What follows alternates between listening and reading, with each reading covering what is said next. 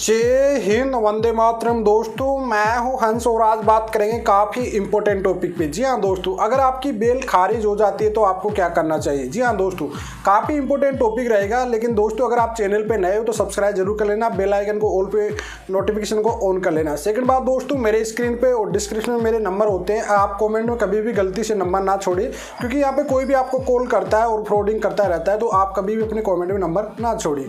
चलिए दोस्तों, no time pass no बकवास, सीधा करते हैं काम की बात। मैं हूं हंस। देखिए दोस्तों, आपकी मान लीजिए आप एफआईआर के बेस पे कोई भी केस है, चाहे संज्ञेय अपराध है, आज बात करेंगे संज्ञेय अपराध की बेस पे। किसी भी केस में संज्ञेय अपराध हो, कॉग्निजेबल है वो है, जिसमें 3 साल की सज़ा से ऊपर 3 साल की सज़ा है, 3 साल 7 साल की सज़ा उससे अभाव है, तो उस कंडीशन में क्या करना चाहिए। देखिए, आप ले रहे हो, पहले मान लीजिए एंटीसिपेटरी बेल ले रहे हो या आप बेल ले रहे हो एफआईआर के बेस पे, आपकी पुलिस एफआईआर हुई, उस बेस पे आप लोग ले रहे हो, तो आपको क्या करना पड़ेगा भाई। 3 साल की सज़ा का नीचे के तो आप लोग सेम कोर्ट में, जो नियरली बाई कोर्ट लगता है, उसमें जाके दाखिल कर सकते हो 338 339 में, ठीक है। लेकिन अब बात करते हैं दोस्तों आगे कि आपका जैसे 307 का केस हो गया, संज्ञेय है लेकिन इतना मजबूत नहीं है, एक 7 साल की सज़ा का है, तो उसमें जो फैमिली मजिस्ट्रेट कोर्ट है उनको पावर ही नहीं है बेल देने का, तो उसमें जाना पड़ेगा आपको सेशन कोर्ट में। सेशन कोर्ट में आपको एफआईआर के बेस पे जाना पड़ेगा, ठीक है। 498 का केस हो गया, आपको डायरेक्टली सेशन कोर्ट में जाना पड़ेगा, ठीक है। तो उस सिचुएशन में आपके जैसे एफआईआर के बेस पे गए हो आप लोग, भाई एफआईआर आपकी हुई है, उस बेस पे आपने लेने गए हो, तो उस सिचुएशन में आपको वहाँ पे खारिज हो जाती है, बेल नहीं मिलती है मान लीजिए, तो उस सिचुएशन में क्या करना पड़ेगा आपको। एफआईआर के बेस पे आप एक ही बार जा सकते हो, दोबारा नहीं जाओगे। फिर आपको चार्जशीट यानी जो चालान बनेगा उसको बेस पे जाके आप दोबारा उनको कन्वेंशन कर सकते हो और अपने ग्राउंड लिख सकते हो। जैसे एफआईआर के बेस पे आपकी रिजेक्ट हुई ना, तो आप लिख सकते हो भाई जो एफआईआर हुई है उसमें आई विटनेस है नहीं, उसके जो एविडेंस है वो पूरे है नहीं, पूरी तरह से झूठे हैं, कोई एविडेंस उसके आए नहीं अभी तक, या फिर आप गवर्नमेंट सर्वेंट हो, मैं जॉब करता हूँ, मैं कहीं इंडिया से बाहर नहीं जा सकता, ना ऐसा कोई क्राइम कर सकता हूँ मैं, ये सब चीज़ आपका एडवोकेट लिखेगा। मतलब प्रॉपरली इस चीज़ में मतलब रिजेक्ट होती ना आपकी बेल, उसमें मेन मुद्दा होता है आपका वकील कन्वेंशन करना पड़ेगा उसको, जो जज साहब है सेशन कोर्ट के, उनको कन्वेंशन करना ही पड़ेगा, तभी जाके आपकी बेल एक्सेप्ट होगी, ठीक है। मान लीजिए सेशन कोर्ट से भी आपकी खारिज हो जाती है कभी कभी, कई बार होता है 307 का जो दहेज के केस होते हैं उनमें 307 354 376 इस टाइप के जो केस होते हैं, उस सिचुएशन में उनकी वहाँ से सेशन कोर्ट से भी बेल होती है जो रिजेक्ट हो जाती है, खारिज हो जाती है वहाँ से भी।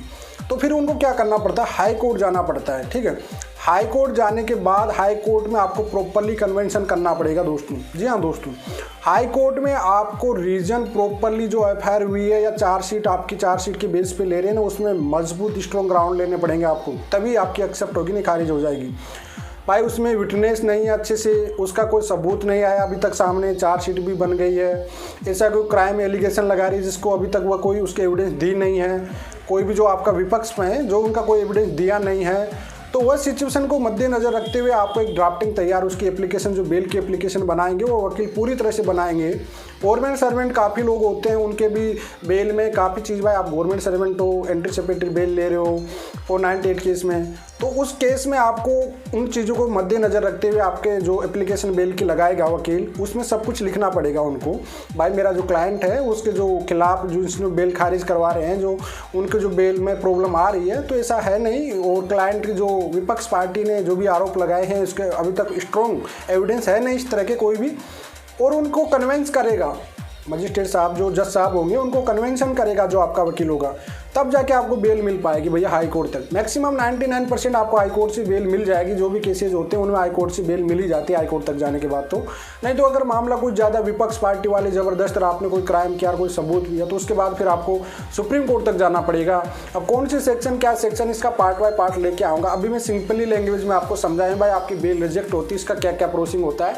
तो इसमें आपको पहले सेशन कोर्ट से कन्वेंशन नहीं हो पा रही जज साहब, तो उसके बाद आपको हाई कोर्ट में अपील करना पड़ेगा। हाई कोर्ट से आपको मैक्सिमम बेल मिल जाती है। 498 केस में हाई कोर्ट से सभी को मिल जाती है।